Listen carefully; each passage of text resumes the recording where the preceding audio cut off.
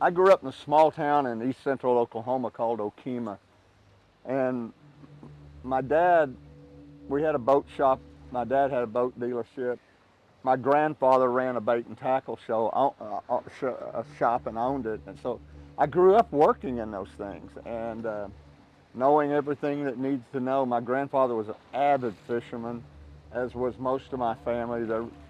We grew up hunting and fishing. Honestly, coming from a small town like that, you think that everybody in the world does that, but I found out later they don't.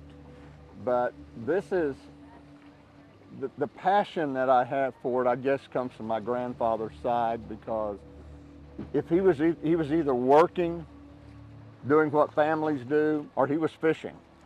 He was not much of a hunter, but he loved fishing. So I learned that passion and I learned that interest from him, because and I've tried to pass that down to my kids and grandkids. I had two girls, both of them love to fish, not like I do, but the grandsons do. And in fact, I suspect one of my grandsons is probably fishing today. So it's something that's run in our family. We passed it on from generation to generation, and I hope my grandkids pass it on to their grandkids. It's a great sport. It's something that it keeps you outdoors, keeps you active, and at 73, I feel like I've got another 20 years to do this, and I love it.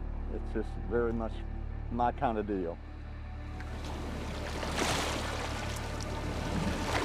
There she goes. Oh yeah. Now we're cooking. Is really good, because you have to keep that jig straight up and down. If it starts to scope out, it loses its flutter when it's falling. So, and you can't really control it all that well. But she's doing a great job.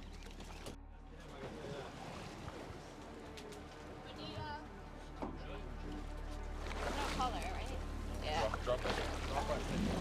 Got off. Got off. There's a lot of physics involved. The heavier the current, the deeper you fish, the lighter the line you want to use. For instance, we're fishing in 250 feet of water here, and I'm using 20-pound braid on this one.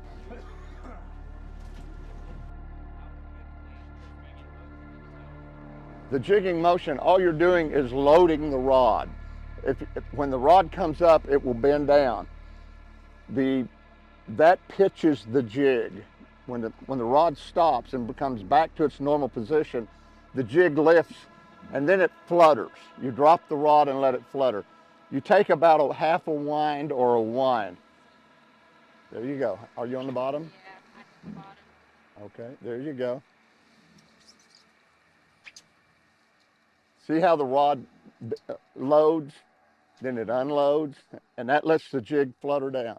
And she's doing about a half a wind per, oh, I think you got hit then, didn't you? I'm trying. So I caught a 290-pound Warsaw out of this spot one time. Oh yeah.